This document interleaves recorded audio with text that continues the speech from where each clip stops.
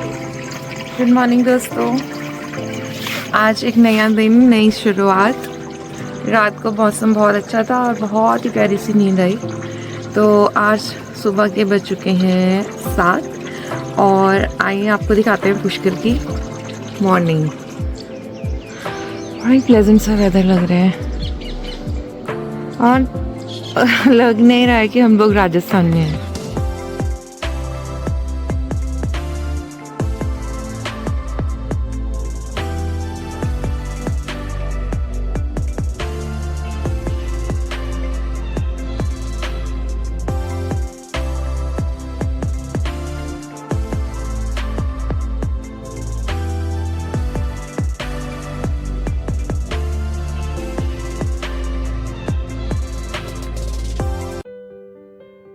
तो हमारी आज के दिन की शुरुआत भी हुई है पवित्र नगरी पुष्कर से, लेकिन यहाँ से अब हम निकल पड़े हैं चित्तौड़गढ़ की ओर।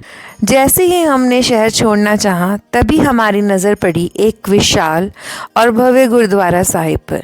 पुष्कर से हम लोग चित्तौड़गढ़ के लिए निकल रहे थे, तो रास्ते में पुष्कर के अंदर ही हमें बहुत प्यारे, बहुत बड़े श्री गुरुद्वारा साहिब जी दिखे, जो आप मेरे पीछे देख सकते हैं।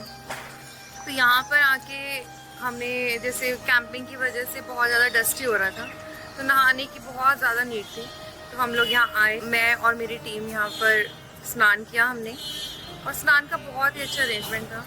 इतना बड़ा गुरुद्वारा साहिब होने के बावजूद इतना ज़्यादा साफ़ है, इतना वेल मेंटेन्ड है, और एक भी पर्सन की मुझे कोई भी यहाँ पे परेशानी नहीं फील हुई। तो स्नान करने के बाद हम लोगों ने दरबार साहिब में माथा टेका और उसके बाद हमने लंगर छका है।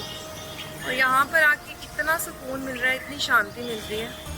तो अब इसके बाद थोड़ा आगे मूव ऑन करते हैं, ब्लॉग को कंटिन्यू करते हैं और अपनी जर्नी को भी कंटिन्यू करते हैं। तो आइए, लेकिन हाँ, उससे पहले ना आप लोगों को श्री गुरुद्वारा साहिब का ना एक व्यू दिखा दूँ।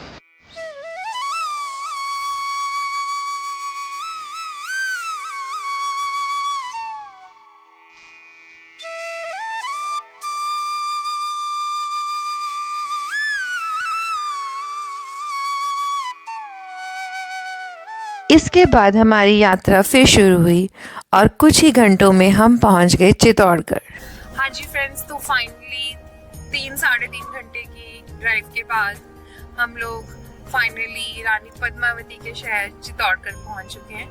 और चित्तौड़गढ़ के लिए हम पुष्कर से जब निकले थे, तो भीलवाड़ा होते हुए हम लोग चित्तौड़गढ़ फोर्ट पहुंचे।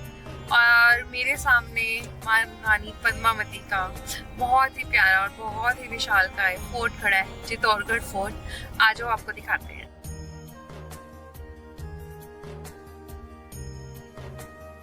एक ऐसा किला जो ना सिर्फ ईंट पत्थरों से बना है, बल्कि इतिहास, बलिदान और शौर्य से भी गढ़ा गया है। चित्तौड़गढ़ का किला राजस्थान की आन बान और शान है। यहाँ के दीवारें आज भी वीरता की कहानियाँ सुनाती हैं। यहाँ महारानी पद्मावती और हजारों रानियों ने जौहर किया था। यहाँ राणा प्रताप का स्वाभिमान आज भी हवाओं में घुल रहा है। किले में घूमते घूमते हमने देखा विजय स्तंभ, जो जीत का प्रतीक है, कीर्ति स्तंभ, जो धर्म और आस्था का परिचायक है, और वो सब झरोके और महल जहाँ कभी रियासतों की कहानियां गूंजा करती थी। ये महल 13 किलोमीटर में फैला हुआ है, और इसे समझना और देखना अपने आप एक चुनौती थी। इसीलिए हमने वहाँ पर एक गाइड किया, और आप लोग भी गाइड के ज़माने ये जानने की कोशिश कीजिए कि यह किला अपने आप में शौर्य की गाथा कैसे गाता है।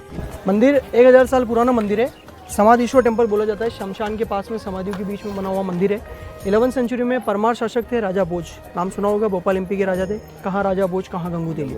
इन्हीं राजा भोज ने मंदिर बनाया। 1303 में अलाउद्दीन खिलजी के टाइम पर सारे मंदिर को जब डिस्ट्रॉय किया गया, तो मंदिर के अंदर मूर्ति थी, उसको भी डैमेज कर देते हैं। नया जीर्णोद्धार महाराणा कुंभा के फादर महाराणा मोकल के द्वारा किया जाता है। मंदिर के अंदर भी आपको एक बड़ा 9 फीट का मूर्ति देखने को मिलेगा। सिंगल स्टोन पर 3 फेस है, ब्रह्मा विष्णु महेश, जन्म लेने वाला, पालन करने वाला, विनाश करने वाला। दो गाय के मुख के नीचे शिवलिंग है, दोनों गाय के मुख से नेचुरल पानी आता है। ओके 1200 साल से वो पानी आ रहा है, 12 महीने पानी आता है। कहाँ से आता है किसी को नहीं पता। गवर्नमेंट ने, साइंटिस्ट ने रिसर्च करा है, पता नहीं चला। कुंड 30 से 40 फीट डीप है, खाली कभी नहीं होता है, हमेशा पानी भरा रहता है। बरसात में ओवरफ्लो होता है तो जाली लगा हुआ है, पानी झरने के रूप में नीचे गिरता है। गर्मी में जलस्तर कम पड़ जाता है, पर खाली कभी नहीं होता है। ये कुंड उस टाइम की रॉयल फैमिलीज की रानियों का स्विमिंग पूल है। पहले पर्दा पर्दा सिस्टम चलता, रानियाँ होती बाहर की रास्ते से नहीं आती, टनल सोरम के रास्ते। उधर नीचे टनल है जो रॉयल पैलेस से कनेक्ट है, बट अभी पूरा डिस्ट्रॉय है, वहाँ से भी बंद, यहाँ से भी बंद। नीचे जो आपको गार्डन सा बना हुआ ये एरिया आपको दिखाई दे रहा है सर? हाँ जी। ये एक्चुअल में पहले 70 से 80 फीट डीप गहरा कुंड हुआ करता था, जौहर कुंड। इस कुंड को अभी गवर्नमेंट ने गार्डन बना दिया है। टूरिस्ट आते थे, डीप कुंड था, कोई स्टेप सीढ़ियाँ नहीं थी। बरसात में कुंड के अंदर पानी भर जाता।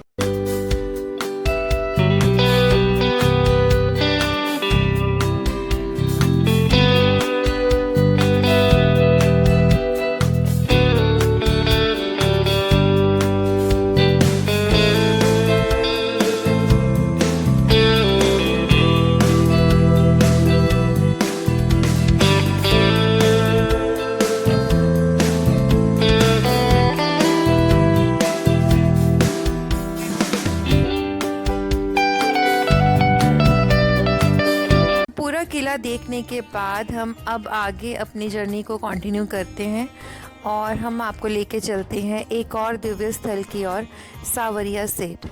तो इस जगह के बारे में हमने बहुत लोगों से सुना था और हर किसी ने हमें यही बोला कि आप यहाँ ज़रूर जाना। यहाँ का वातावरण भी पूरी तरह आध्यात्म में डूबा हुआ है।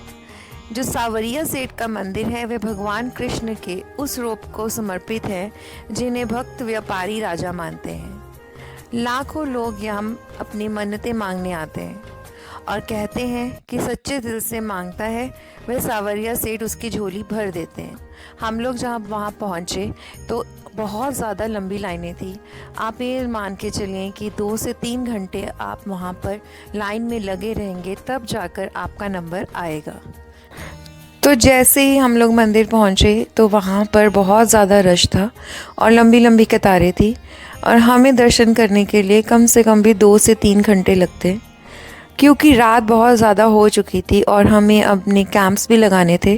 तो हमने ये डिसाइड किया कि हम अगले दिन कल सुबह उठकर दर्शन करने के लिए मंदिर में आएंगे। तो फिर हम निकल पड़े अपने कैंप्स लगाने के लिए, जो मंदिर से लगभग 4 किलोमीटर की दूरी पर था।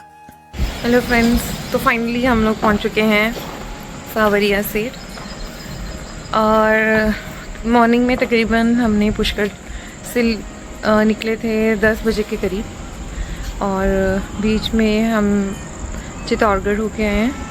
तो अब शाम के तकरीबन 6:30 बज रहे हैं और बहुत टायर्ड हैं और लेकिन ये प्लस पॉइंट है कि हमें हमारी कैंपिंग की जो जगह है वो मिल चुकी है। अगर आपको दिखाऊं मैं तो ये हमारे पीछे खेत है और जहाँ हमने अभी कैंपिंग करनी है वो कुछ इस तरह का स्पॉट है। ये एक ढाबे में अंडर कंस्ट्रक्शन ढाबा है।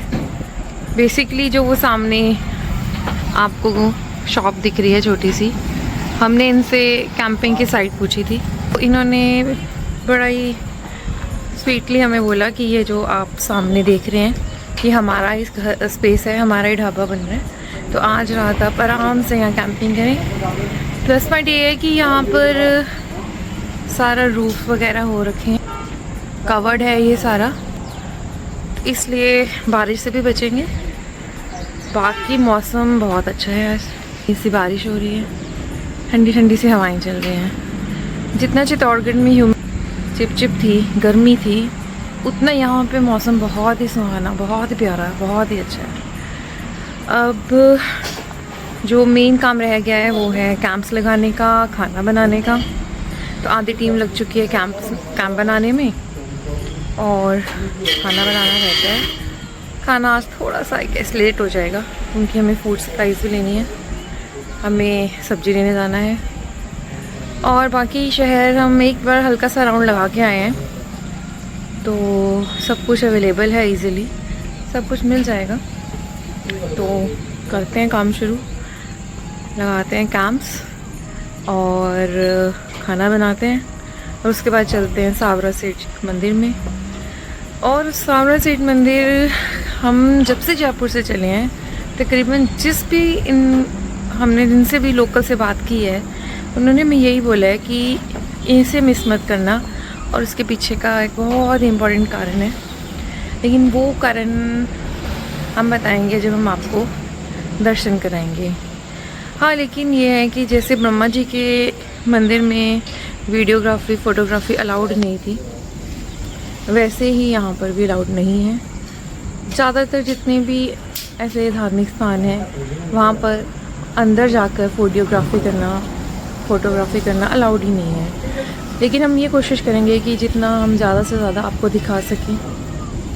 तो जल्दी जल्दी काम ख़त्म करते हैं, कैंपिंग लगाते हैं, खाना बनाते हैं और फिर चलते हैं श्री कृष्ण जी के दर्शन करने। तो जस्ट स्टे ट्यून्ड।